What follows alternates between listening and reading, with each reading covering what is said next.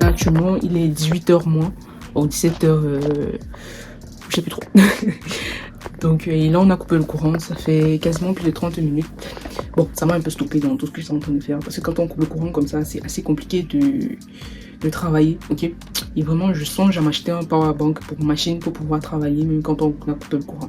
Ça me permet non seulement d'évoluer dans ce que je fais, mais aussi ça me ralentit pas. Mais de notre côté, quand on coupe le courant comme ça me permet un peu de changer d'activité, parce que quand je suis souvent devant la machine, je suis comme si je suis envahi. Mais bon, je vais prendre le temps actuellement, 1h30 pour travailler sur la fondamentale. Alors comme je vous ai dit, c'est un sujet que je vais explorer et faire ma propre expérience, pour avoir mon propre point de vue dessus et voir réellement si l'analyse fondamentale peut ajouter quelque chose en plus dans mon trading. Parce que pour moi, c'est ce que je dis tout le temps. Si vous ajoutez un concept dans votre trading, c'est justement pour améliorer vos performances. Pas juste pour faire je trade l'analyse fondamentale. Les autres qui ne traitent pas l'analyse fondamentale ne sont pas rentables. Non, mon but, c'est pas d'arriver là. Mon but, c'est de voir est-ce que l'analyse fondamentale va me permettre d'évoluer dans mes trades. Bon, déjà, j'espère que la lumière de la fenêtre ne dérange pas. Ok, donc là, je suis tombé sur une chaîne francophone qui apprend l'analyse fondamentale. Ça s'appelle Fundamental Trader. C'est en anglais, mais le titre de la chaîne YouTube, le nom de la chaîne YouTube est en anglais, mais c'est un francophone qui produit en fait des vidéos. Mais c'est une chaîne qui n'est pas très connue, donc potentiellement, vous pouvez aller chercher cette chaîne si vous êtes aussi curieux de comprendre un peu la fondamentale. Donc mon but vraiment c'est de voir si ce concept va permettre d'améliorer mon trading, notamment dans mon swing trading, c'est-à-dire la stratégie de double structure, malgré que sans la fondamentale j'arrive déjà à faire des TP et j'arrive à terminer en positif. Ok, donc je vais voir si réellement ça pourra m'aider à améliorer peut-être mes entrées, mes prises de position ou potentiellement mes clôtures. Genre s'il faut que je fasse une clôture un peu plus tôt ou qu'il faut que je prenne déjà une certaine partie. Donc c'est vrai qu'à ce moment, je viens modifier complètement la stratégie de double structure. Donc je vais vraiment aller avec délicatesse en intégrant l'analyse fondamentale. Je vais pas aller avec brutalité ou potentiellement je ferai, je sais pas, un autre journal de trading où l'analyse fondamentale va intervenir et l'autre je ferai sans analyse fondamentale pour essayer de comparer. Oui, je crois que je vais faire comme ça parce que là ça va me permettre de voir est-ce que avec l'analyse fondamentale mes performances augmentent, parce que c'est ça le plus important. Alors je vous ai parlé aussi d'une stratégie scalping que je travaille actuellement. Il y a quelqu'un qui m'a demandé c'est quoi ma stratégie. Bon, un abonné avec qui on cause un peu sur WhatsApp. Je lui ai expliqué qu'en fait c'est une stratégie qui est assez compliquée à expliquer, mais c'est une stratégie qui est basée beaucoup plus sur le break and retest, c'est-à-dire cassure et retest d'une zone, mais on utilise le biais de la bougie d'une heure. Donc je crois que la vidéo d'hier ou d'avant-hier j'ai parlé de ça et je vous ai dit d'où je tiens cette stratégie, je ne l'ai pas inventée. Actuellement je la teste uniquement sur le gold, mais je suppose qu'elle peut marcher sur n'importe quel actif.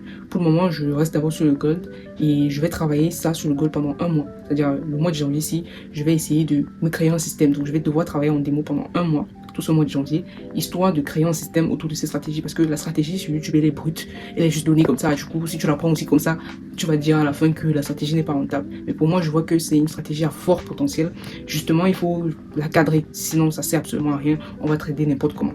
Donc tout le mois de janvier si je vais établir un journal de trading, je vais mettre tous les trades que je pourrais potentiellement prendre et aussi me construire un système. Déjà que comme je vous ai dit, je trade juste de lundi à vendredi, le week-end je ne trade pas. Donc ça sera un peu compliqué. Et je sais pas, j'ai pas encore pensé comment l'intégrer, mais il faut que je trouve une solution. Parce qu'en février, je vais me prendre un compte propre film de 5K où je vais appliquer uniquement ces stratégies scalping. Il y a quelqu'un qui m'a dit une fois que je m'embrouille, je me disperse beaucoup. En fait, je me disperse pas. Ma manière même de faire mes journaux de trading, je crois que mes toutes premières vidéos, quelqu'un m'avait demandé comment est-ce que tu fais ton journal de trading. Vous voyez que mon journal de trading, il est divisé. Je ne mets pas tout dans le même tableau. Je vais m'embrouiller si je le fais. Je le segmente en fonction de chaque stratégie. Et chaque compte que je prends, c'est pour une seule stratégie. Je ne prends pas un compte pour 10 000 stratégies. Donc, le compte profil que j'ai actuellement, c'est uniquement pour la stratégie Breakzen que j'utilise. Si je prends un autre compte, c'est pour une autre stratégie qui n'a rien à voir avec la première et qui ont totalement des créneaux différents. Donc, il n'y a pas d'embrouille là. Ma stratégie Breakzen, c'est du swing trading. Je prends les positions uniquement le lundi et le mardi et c'est fini, j'ai plus rien à faire. La stratégie double structure, dès que j'ai fait mes analyses le week-end, je place mes alarmes et j'attends. J'ai quasiment rien à faire. Et ensuite, la stratégie scalping que je backteste, que je travaille actuellement, je dois juste attendre l'ouverture du marché pour potentiellement prendre un trade qui va potentiellement faire moins de 30 à 1 heure pour aller prendre mon TP. donc, ou mon stop loss. Donc du coup, je ne vois pas en quoi est-ce que je me disperse. C'est assez bizarre quand on me dit que je me disperse. Et j'ai aussi eu cette habitude depuis que je suis petite à pouvoir gérer plusieurs choses à la fois. J'ai cette capacité, ok? Il y en a. Je dis pas que je fais plusieurs choses en même temps, non. C'est très différent de quelqu'un qui va trader 3 stratégies différentes en même temps. Là, il va s'embrouiller. Je ne trade pas 3 stratégies différentes au même moment. C'est-à-dire, quand je pars sur les graphiques, je ne fais pas le scalp, le swing en même temps à la même heure. Chaque stratégie a sa façon d'être analysée, a sa façon d'être gérée. Donc, je crois que c'est tout ce que j'avais à ajouter. Donc là, je vais m'asseoir un peu pour mieux encore apprendre l'analyse fondamentale. Quelqu'un d'autre m'a encore sorti l'order flow. Les gars, j'ai déjà entendu parler de l'order flow. Il me dit, quand tu vas prendre l'order flow, tu vas voir plus clair. Alors, je sais pas, ok? Moi, je pars du postulat selon lequel, si j'ajoute quelque chose à mon trading, c'est pour progresser. Donc, pour l'order flow, je ne sais pas encore.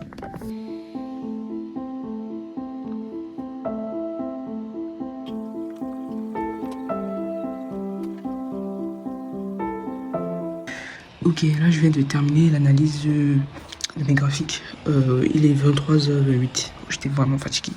Il fallait que je termine ça. Bon, désolé, je vais pas pouvoir faire la capture vidéo de mon écran. Donc je vais vous passer ça rapidement en revue les différentes opportunités que j'ai pu obtenir déjà sur la double structure. Donc déjà, il y a mon trade sur le GBP USD qui est encore en cours en achat. Donc actuellement, je suis en achat sur le GBP USD. Il y a le trade sur l'euro USD qui est encore en achat aussi. Malgré qu'on peut potentiellement avoir un retournement. Potentiellement, je sais pas. Tout va dépendre des différentes annonces économiques qui vont suivre. Mais sinon, je suis encore dans le trade et j'ai dépassé le stop loss sous cette zone-ci. Ensuite, il y a quelqu'un qui m'a fait une remarque sur le mot psychologique que j'avais écrit ici. J'ai constaté que j'ai fait une erreur, mais bon, je suis fatigué. Ensuite, là, c'est un trade que je n'ai pas encore pris parce qu'on n'a pas cassé la zone. En M30, les cassures ont été un peu bizarres. Donc, ici, le prix casse, il rentre. Moi, je prends pas ce trade, j'attends juste. Ensuite, je crois qu'il a cassé l'autre d'une annonce économique, oui, je crois. Ensuite, on peut avoir potentiellement un trade sur le NZD USD. Potentiellement. On a déjà notre trendline, je vais attendre une double structure. Je vais attendre la deuxième structure de ma stratégie parce que j'ai déjà une trendline. Si j'ai un prix qui est accumulé là, on pourra voir la deuxième structure et rentrer dans la cassure de la zone de résistance. Ensuite, il y a ce trade qui est en cours actuellement, rien à dire.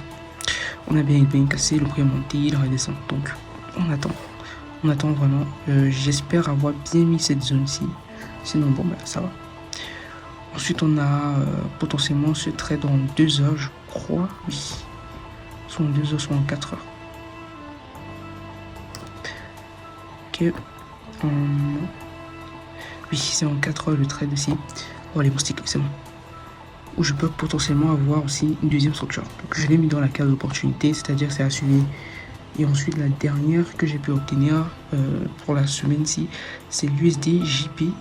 Donc, c'est en trade en 2 heures. Ici, potentiellement, si on casse cette zone de support, on va aller en vente. Donc, on attend juste les confirmations. Bon, en ce qui concerne la stratégie Brexen, j'ai déjà préparé mes différentes journées, c'est-à-dire du vendredi, j'ai repéré le low et le high avec des carrés. Donc, c'est tout ce que je fais. Et j'attends demain 8h, demain lundi, pour voir s'il y aura des prises de position potentielles. Alors, on va s'arrêter là et on se dit à demain.